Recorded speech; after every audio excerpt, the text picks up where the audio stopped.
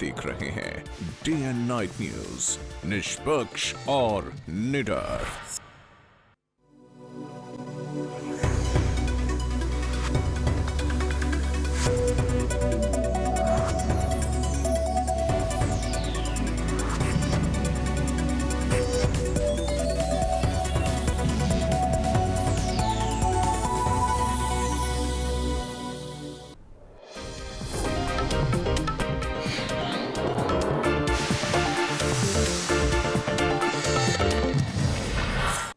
बल्लभगढ़ में इनेलो नेता अभय चौटाला ने प्रेस कॉन्फ्रेंस कर लोकसभा चुनावों के लिए आज अपने उम्मीदवारों की घोषणा कर दी है। आपको बता दें कि ये उम्मीदवार कहां से घोषित किए गए हैं। कुसुम सेरवाल का नाम अंबाला से फाइनल हुआ है। इसी तरह दुष्यंत चौटाला हिसार से चुनाव लड़ेंगे और जाकिर हुसैन गुड़गांव से उम्मीदवार होंगे। इनेलो के पदम दहिया सोनीपत से उम्मीदवार होंगे। करनाल से जसविंदर संधू, कुरुक्षेत्र से बलबीर सैनी को टिकट दिया गया है। वहीं फरीदाबाद से एडवोकेट आर.के. आनंद के नाम की घोषणा की गई है, तो भिवानी से राव बहादुर सिंह को टिकट दिया गया है। वहीं सिरसा से सरदार चरण सिंह को टिकट मिला है इनेलो की तरफ से और रोहतक से शमशेर सिंह के नाम का ऐलान किया गया है।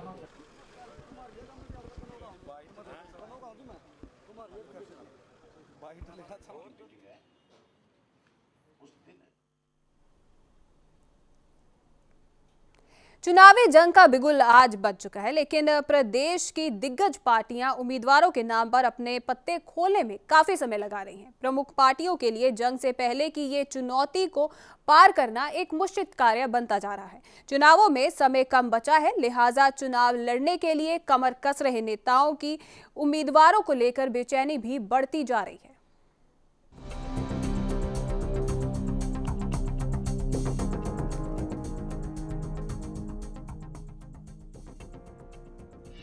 अप्रैल यह वो तारीख है जिसके लिए हरियाणा के नेता बेहद बेसब्री से इंतजार कर रहे हैं। लोकतंत्र के सबसे बड़े महाकुंभ में 10 अप्रैल को हरियाणा की तरफ से आहुति डाली जानी है।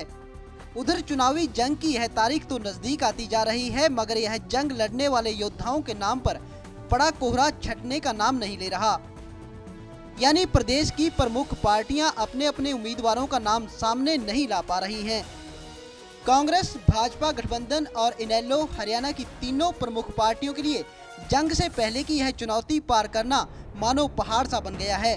तारीख पे तारीख हर रोज उम्मीदवारों के नाम के ऐलान के लिए रखा जा रहा है और शाम होते होते तारीख फिर आगे बढ़ जाती है। बात यदि सत्ताधारी पार्टी कांग्रेस की करें तो कांग्रेस अपने 7 उम्मीदवार तो घोषित कर चुकी है, जबकि 3 सीटों पर उम्मीदवारों के नाम का ऐलान मानो पार्टी के लिए गले की हड्डी बन चुका है।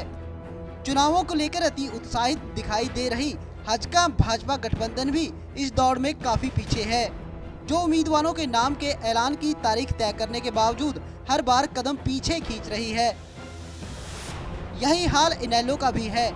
इन सभी पार्टियों के उम्मीदवारों की घोषणा वीरवार को की जाने की पूरी उम्मीद थी, लेकिन कांग्रेस और भाजपा ने देर रात जो सूची सामने रखी उसमें से हरियाणा का नाम गायब था। कहा जा रहा है कि इनेलो ने भी उम्मीदवारों की घोषणा करने की पूरी तैयारी कर ली थी, मगर इंतजार इसका भी अभी खत्म नहीं हुआ है। 100% आज हो जाएगी, इसमें कोई दो राय नहीं है। कल रात तक भी हो सकती थी, लेकिन नहीं हुआ, तो ये मान के चलिए आज तो 10 की 10 सीटों पे घोषणा हो गई। कांग्रेस के तो मिली उम्मीदवार देखें तब जब उनको उम्मीदवार मिल रहे हों, वो तो एक से दूसरे छोटे भाग रहे हैं, हर भाग रहे हैं। कोई धर्मवीर भाग रहा है, कोई विनोद शर्मा भाग रहा है, कोई राव इंद्रजीत भाग रहा है, कोई आपके कुमारी शैलजा भाग रही है। फिलहाल कांग्रेस के लिए अंबाला, सिरसा और गुड़गांव से उम्मीदवारों का ऐलान हिमालय की चोटी बना हुआ है। अंबाला से कांग्रेस की सांसद कुमारी शैलजा राज्यसभा पहुंच चुकी हैं, जबकि गुड़गांव से कांग्रेस के सांसद राव इंद्रजीत पार्टी छोड़कर भाजपा में शामिल हो चुके हैं। सिरसा से सांसद अशोक तंवर को प्रदेशाध्यक्ष की जिम्मेवारी सौंपी गई है। यानी इन तीनों सीटों पर उम्मीदवारों के चयन के लिए कांग्रेस का मंथन बीरबल की खिचड़ी बन गया है, जो पकने में नहीं आ रही। उधर भाजपा पहले जहां सहयोगी हजका के साथ 2 सीटों के बंटवारे को लेकर माथापच्ची करती रही, तो अब सूत्र बता रहे हैं कि महागठबंधन की चर्चाओं ने फैसले पर कुंडली मार रखी है, जबकि भाजपा ऐसे किसी गठबंधन को लेकर बार बार इनकार भी कर रही है। इसी कसमकस में इनेलो की कश्ती भी फंसी है। फिलहाल उम्मीद शुक्रवार को भी जताई जा रही है कि अब तीनों पार्टियां शुक्रवार को उम्मीदवारों के नामों का ऐलान कर देंगी, लेकिन दिन गुजरते गुजरते क्या सामने आए यह कहा नहीं जा सकता। बहरहाल कुछ कहा जा सकता है तो ये कि अब इस काम में और देरी घातक सिद्ध हो सकती है, क्योंकि चुनाव की तारीख नज़दीक है और ऐसे में उम्मीदवारों के लिए प्रचार प्रसार करने के लिए पर्याप्त समय नहीं मिल पाएगा। Kulveer Diwan, day and night news, Chandigarh. Hisar Lok Sabha क्षेत्र से कांग्रेस के प्रत्याशी प्रोफेसर संपत सिंह ने चौटाला परिवार को सामंतवादी भ्रष्टाचारी करार देते हुए कहा है कि अब जनता को इन मठाधीशों से छुटकारा पाने की जरूरत है। संपत सिंह भिवानी जिले के भवानी खेड़ा में सीपीएस रामकिशन फौजी के साथ चुनाव प्रचार करने आए हुए थे। इस अवसर पर उन्होंने कहा कि चौटाला परिवार देवीलाल के नाम को बदनाम कर रहा है। उन्होंने चुटकी लेते हुए कहा कि इनेलो कह रही है अब वतन जनता के हवाले है, जबकि इनेलो का वतन कोर्ट के हवाले है। कोई सरपंच माला भी डाल दिया करता है, इस बात पर सस्पेंड हो जाया करता है, कम डाल दिया तो वह वो अधिकारी गया तो उसका तकलीफ हुई, वो जा बैठा सुप्रीम कोर्ट में गया और सुप्रीम कोर्ट से ऑर्डर होने वाली इंक्वायरी हुई और जज का तारीख पड़ी। तारीख पढ़ के जाना ही नहीं, सोचा ही नहीं था कि कानून तो थारे सामने कुछ है ही नहीं, इतने बड़े बन गए कानून कुछ है ही नहीं। भैया आम गरीब आदमी तो चलो मान लो कौन लड़ेगा, नहीं आगे नहीं है थारे कुछ है, कानून तो सबसे बड़ा है। कानून कुछ नहीं माना, गए नहीं कोर्ट कचहरी में कभी भी और उन्हें ठोक दी 17-17 साल की, 1 साल की भी कौन। और मैं गुड़गांव पर देवीलाल का नाम का फायदा अनुचित उठा रहे हैं संपत सिंह, तुम उचित उठा रहे हो, उस आदमी की बदनामी कर रहे हो, उसके साथ तो ना करो अपना मुकाबला। कहां तुम और कहां वो आदमी, एक पैसा उस आदमी ने जेब में नहीं रखा और यहां हालत बताने की जरूरत कौन, मुझे आपको पता है सबको। अभय चौटाला ने आज बल्लभगढ़ में प्रेस कॉन्फ्रेंस कर हरियाणा की 10 सीटों पर इनेलो के लोकसभा उम्मीदवारों की घोषणा कर दी है। काफी दिनों के अटकलों के बाद उम्मीदवारों के ये नाम घोषित किए गए हैं। प्रेस कॉन्फ्रेंस के दौरान अभय चौटाला ने कहा कि इनेलो अपने दम पर चुनाव लड़ने के लिए बिल्कुल तैयार है। हरियाणा के बल्लभगढ़ में इनेलो ने शुक्रवार को प्रेस वार्ता कर साफ किया कि इनेलो अपने दम पर 10 सीटों पर चुनाव लड़ेगी। उनके अनुसार उनकी पार्टी की देर रात एक लंबी चली बैठक में ये फैसला हुआ है। कार्यकर्ताओं की सबकी मंशा थी कि हमें अपने दम पे चुनाव लड़ना चाहिए, इसलिए हमने कल रात को ये फैसला किया कि हम 10 की 10 सीट पे लोकसभा का चुनाव लड़ेंगे और आज हम अपने प्रत्याशियों के नाम घोषित कर रहे हैं। सरसा से जीतेंगे ये मान करके चलो। आज की तारीख के अंदर कांग्रेस पार्टी से लोग पूरी तरह से खपा है। आज लोगों की इच्छा है कि कांग्रेस इस देश से जाए और बड़े लोगों के हाथ में इस देश की सत्ताएं, ताकि आज जो महंगाई है, भ्रष्टाचार है, आज जो कानून व्यवस्था का दिवालिया पिटा हुआ है। अभय चौटाला ने हिसार से दुष्यंत चौटाला को मैदान में उतारा है। वहीं फरीदाबाद से आर.के. आनंद, कुरुक्षेत्र से बलबीर सैनी, रोहतक से शमशेर सिंह, करनाल से जसविंदर सिंधु, सिरसा से सरदार चरण सिंह, अंबाला से कुसुम शेरवाल, सोनीपत से पदम दहिया, गुड़गांव से जाकिर हुसैन और भिवानी से राव बहादुर सिंह को टिकट दिया गया है। पिछले काफी दिनों से चर्चा थी कि बीजेपी के साथ इनेलो का गठबंधन हो सकता है और इसके चलते पंजाब के मुख्यमंत्री प्रकाश सिंह बादल भी बीजेपी नेता नरेंद्र मोदी और राजनाथ सिंह से बैठक कर चुके हैं, लेकिन उसके बावजूद कोई भी सहमति नहीं बन पाई थी। इस बात पर बात करते हुए अभय चौटाला ने साफ किया कि ऐसा कुछ भी नहीं है। जब तक हजका के साथ बीजेपी का गठबंधन रहेगा, इनेलो पार्टी कभी भी बीजेपी से हाथ नहीं मिलाएगी। जब तक भारतीय जनता पार्टी का समझौता कांग्रेस की बी टीम कुलदीप बिश्नोई के साथ रहेगा, तब तक हम भाजपा के साथ समझौते के बारे में सोच भी नहीं सकते। बादल साहब स्वयं एनडीए के हिस्सा है और हो सकता है वो पंजाब के किसी इशू पे भाजपा के नेताओं से बात करने के लिए गए होंगे। अगर कोई हमारी बात करते हैं तो फिर पार्टी साहब मुझे साथ लेकर के जाते। आप ये भी मान, चौधरी ओम प्रकाश चौटाला की लहर है, किसी को कोई। हरियाणा में लोकसभा चुनाव 10 अप्रैल को होने वाले हैं। वक्त कम है, लिहाजा राजनीतिक सरगर्मियां बढ़ चुकी हैं।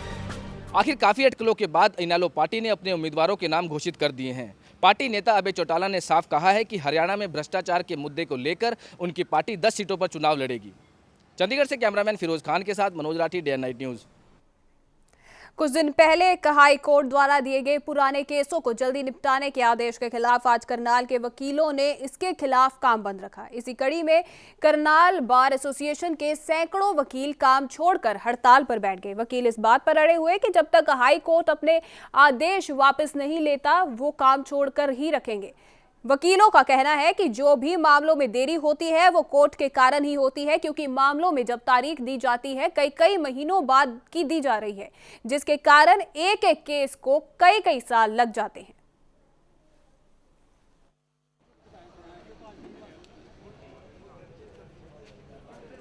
करनाल में सारे वकीलों ने इकट्ठे होकर के ये फैसला लिया है कि जो दबाव बढ़ गया है, जो व्यवहारिक नहीं है, व्यवहारिक इसलिए नहीं है, अगर मान लो मेरे 20 केस लगे हुए हैं, उनमें से 10 एविडेंस में है, 4 बहस में है और 6 जवाब दावों में है, तो इतना कैसे एकदम से आदमी कर सकता है। इन्होंने क्या किया, पुराने केसेस की तो बात ही अलग है, लेकिन जो न्यू केसेस हैं उनमें भी 2-2, 4-4 दिन की डेटें इन्होंने लगानी शुरू कर दी हैं। जजेस ज़्यादा हैं, ये बात ठीक है, वकील भी खूब हैं, केस भी खूब हैं, लेकिन फिर उसके बावजूद भी ये जो इंफ्रास्ट्रक्चर इसका बना हुआ है न्यायालयों का, वो उतना सुदृढ़ नहीं है जितना होना चाहिए। करनाल बार ने पूरे दिन वर्क सस्पेंड रखा है। वर्क सस्पेंड का कारण रहा है कि हाई कोर्ट ने आदेश दिए हैं जो ओल्ड पेंडिंग केसेज हैं उनकी डे टू डे सुनवाई हो, जो कि पॉसिबल नहीं है, क्योंकि डे टू डे में अगर आपको कहीं से किसी विटनेस को बुलाना है तो नेक्स्ट डे नहीं आ पाएगा और फिर कोर्टें उस पर कोर्ट डालती हैं, वो भी आम जनता पे पड़ता है। तो हमारी मांग ये है कि न्याय करो, अतिशीघ्र न्याय भी न्याय नहीं होता। हम चाहते हैं आम जनता को न्याय मिले, लेकिन इतना भी आप जल्दबाजी में न्याय नहीं दे सकते। और हमारी ये जो हड़ताल है पूर्णतः सफल है। आज पंचकुला में भी स्ट्राइक है, हमारे असंध में भी है, कुरुक्षेत्र में भी है, अम्बाला में भी है, कैथल में भी चल रही है। साल 1997 में रोहतक में हुए बम धमाकों के आरोपी अब्दुल करीम टुंडा को रोहतक सेशन कोर्ट में पेश किया गया, जहां दोपहर बाद टुंडा पर लगे आरोपों पर बहस हुई। आपको बता दें कि साल 1997 में किला रोड और सब्जी मंडी में 3 बम धमाके हुए थे, जिसमें लगभग 8 लोग घायल हुए थे। इन धमाकों में अब्दुल करीम टुंडा को आरोपी बनाया गया था और पुलिस ने 22 जनवरी 1997 को FIR दर्ज की थी, जिसमें 307 और 120 धारा के तहत मामला दर्ज किया गया था। आज अब्दुल करीम टुंडा को रोहतक अदालत में पेश किया गया। टुंडा को कोर्ट लाते समय भारी संख्या में पुलिस बल तैनात किया गया था।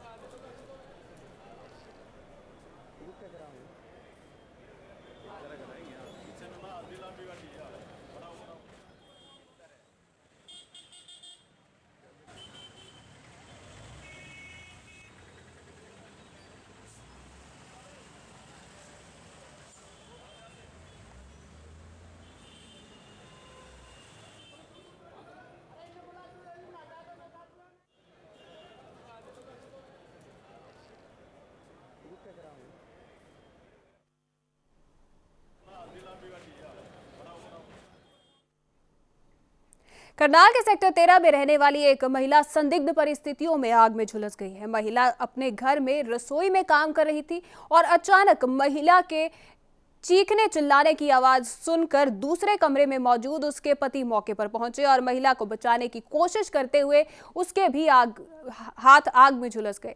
उसके बाद महिला को एक निजी अस्पताल में भर्ती करवाया गया, जहां महिला की हालत काफी गंभीर बनी हुई है।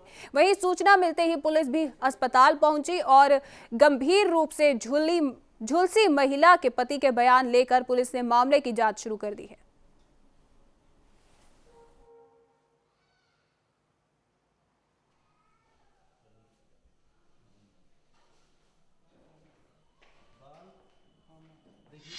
पेशेंट राही हमारे पास आई है बर्न, हमारे पास 4:25 पे आई है पेशेंट। 2:45 बजे उसका बर्न हुआ है और जैसा पेशेंट कहती है कि मिट्टी के तेल से उसका बर्न हुआ है, बाकी ज़्यादा वो बहुत ज़्यादा नहीं बोल पा रही है और मिट्टी के तेल से उसका बर्न है और 70% उसका बर्न है। वी हैव सेंट रूका टू द पुलिस एंड जब वो आएंगे तो विल सी। तो कंडीशन सर कैसी है लेडी की? Condition is very very serious. और बढ़ते अगली खबर की ओर। करनाल के पालनगर में रहने वाली एक महिला ने एसपी ऑफिस के बाहर आत्महत्या करने की कोशिश की। बताया जा रहा है कि महिला युवक द्वारा ब्लैकमेल किए जाने से परेशान थी। पुलिस द्वारा कोई कार्रवाई ना होने पर महिला को मजबूरन ये कदम उठाना पड़ा। फिलहाल महिला को अस्पताल में भर्ती करवाया गया है, जहां उसकी हालत स्थिर बताई जा रही है।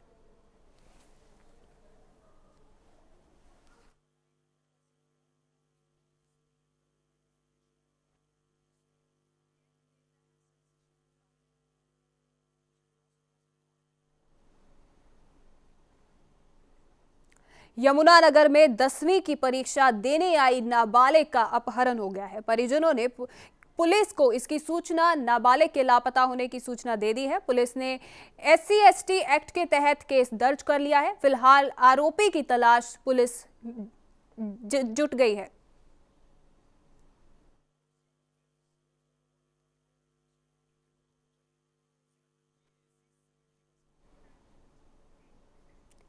हरियाणा सरकार की ओर से 2 साल की नई आबकारी नीति को लागू रखने की याचिका उच्च न्यायालय की ओर से खारिज कर दी गई है, जिसके चलते हरियाणा में नेशनल हाईवे पर बने शराब के ठेकों को 31 मार्च तक सरकार को हटाना ही होगा। स्वयंसेवी संस्था की ओर से इस संबंध में पंजाब हरियाणा हाई कोर्ट में भी याचिका दायर की गई है, जिसकी सुनवाई 18 मार्च को होनी है। याचिकाकर्ता हरमन सिद्धू का कहना है कि हरियाणा सरकार की ओर से इन ठेकों को बनाए रखने के लिए कि 2 साल की आबकारी नीति लाई गई थी, जिसे अब माननीय सुप्रीम कोर्ट की ओर से खारिज कर दिया गया है।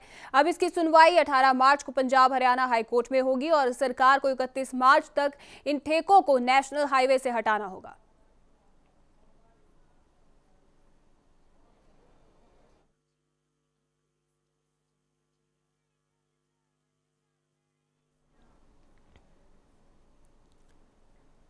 देश की गरीब जनता को सस्ते दरों पर अनाज उपलब्ध करवाने के लिए केंद्र सरकार द्वारा खाद्य सुरक्षा अधिनियम बनाया गया है, जिसका सरकार द्वारा बाहर प्रचार प्रसार किया गया। सरकार ने यह भी दावा किया कि देश की आधी से ज्यादा आबादी को इस योजना का लाभ मिलेगा और देश में कोई भी व्यक्ति भूखा नहीं रहेगा। सरकार की इस योजना की शुरू में ही पोल खुलती नजर आई। आज कैथल जिला के गांव खरका की भारी संख्या में महिलाएं अपने लाल, पीले, हरे कार्ड लेकर उपायुक्त के आगे अपना दुखड़ा रोने आई। उन्होंने आरोप लगाया कि पिछले 3 महीनों से उन्हें राशन डिपो से अनाज का एक भी दाना नहीं मिला है। उन्होंने कहा कि उनके गांव में 3 राशन डिपो हैं जो उन्हें पिछले 3 माह से चक्कर कटवा रहे हैं, लेकिन उन्हें अनाज नहीं दिया जा रहा।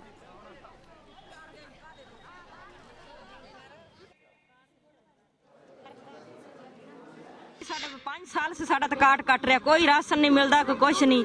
मेरा तो आदमी भी कोई नहीं, कमाने वाला भी कोई नहीं, बच्चे छोटे छोटे है, मेरे सिर ते आदमी भी नहीं है, तो कोई राशन नहीं मिलता, कोई तेल नहीं, सानू कुछ भी नहीं मिल रहा। सभी गरीब लोग आए हैं, हमारे कार्ड पीले, गुलाबी, हर कोई भी कार्ड है, इन पर राशन नहीं मिलता। 3 डिपो खुले हैं हमारे गांव में और वो कहते हैं तड़के लॉसमेंट गुरुद्वारे में करा देते हैं और शाम को 10 बजे ने बंद करके घरों घर ही भाग जाते ने।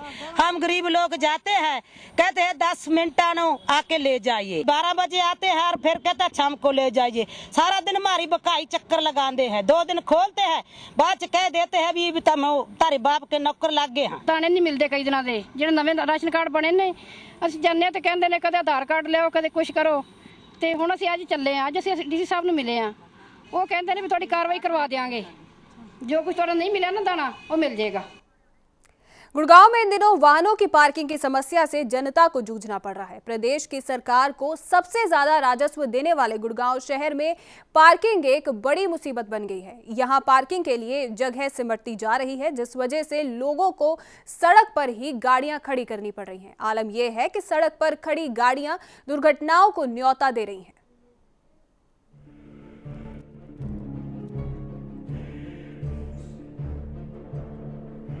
यूं तो गुड़गांव नगर निगम को बने 2.5 साल से ज्यादा का वक्त बीत चुका है, लेकिन गुड़गांव में सुविधाओं की बात करें तो अभी भी शहर बदहाल और अव्यवस्थित नजर आता है। और सबसे खराब हाल गुड़गांव में वाहन पार्किंग व्यवस्था का है। साइबर सिटी कहा जाने वाला गुड़गांव इन दिनों पार्किंग की समस्या से जूझ रहा है। यहाँ वाहनों की पार्किंग के लिए जगह इतनी सिमट गई है कि गाड़ी खड़ी करने के लिए लोगों को जगह ही नहीं मिल पाती, जिस वजह से मजबूरन लोगों को गाड़ियां सड़कों पर ही लगानी पड़ती है और आए दिन दुर्घटना का ये कारण बन रही हैं। पैदल चलने वालों को भी इस वजह से खासी परेशानी उठानी पड़ रही है। सड़कें थोड़ी टाइट हैं और सड़कों की व्यवस्था भी, खड्डे भी हैं सड़कों के ऊपर, और रोज दिन हजारों की संख्या में नए वाहन शोरूम से निकल रहे हैं। और वो बताइए अब वाहन कहाँ जाएंगे, वो लोगों को जगह भी नहीं मिल पा रही उस तरह की वाहन खड़े करने के लिए। ये जो सबसे ज़्यादा प्रॉब्लम ट्रैफिक की है, पार्किंग की है, जिसका सबसे इमीडिएटली वो चाहिए, कोई सोल्यूशन चाहिए जो नहीं है। और कोई भी इसके लिए ज़्यादा इनिशिएटिव नहीं ले रहा। बीते कुछ सालों में साइबर सिटी में औद्योगिक इकाइयों के साथ साथ जनसंख्या में भी भारी बढ़ोतरी हुई है, जिस वजह से वाहनों की संख्या भी बढ़ गई है। शहर में बढ़ते वाहन और मोटर व्हीकल्स और तंगहाल सिमटती सड़कों के कारण पार्किंग व्यवस्था चरमरा गई है, जिसकी वजह से आमजन और वाहन चालकों को भारी परेशानी उठानी पड़ती है। पे गाड़ी खड़ी होती है, खड़ी करने की जगह नहीं होती गाड़ियों को, तो पार्किंग इतना ही है और गाड़ियाँ बढ़ती जा रही है, बाइक बढ़ती जा रही है, ये कारें बढ़ती जा रही है और जगह है नहीं खड़ी करने की, तो लोग खड़ी कर, लोगों की मजबूरी है यहाँ खड़ी करना। उससे लोगों को परेशानी भी है, चलने वालों के रास्ते में सभी तरह की परेशानियाँ होती है। गुड़गांव शहर के विकास के लिए प्रशासन बड़ी बड़ी बातें तो जरूर करता है, लेकिन प्रशासनिक अधिकारियों की ये बातें केवल सरकारी फाइलों तक ही सिमटकर दम तोड़ती नजर आ रही हैं। गुड़गांव से नीरज वशिष्ठ के साथ Vaishali Chaudhary, day night news. और अब बारी है इस हफ्ते के सवाल की। हमारा इस हफ्ते का सवाल है कि क्या कांग्रेस ने भ्रष्टाचार को लेकर जनता की भावनाओं से कुछ सबक सीखा है? आप अपने जवाब हमारी वेबसाइट www.dayandnightnews.com पर जाकर दे सकते हैं। भाग्यशाली विजेता को टिम्बर ट्रेल रिजॉर्ट में मिलेगा एक रात का स्टे बिल्कुल मुफ्त।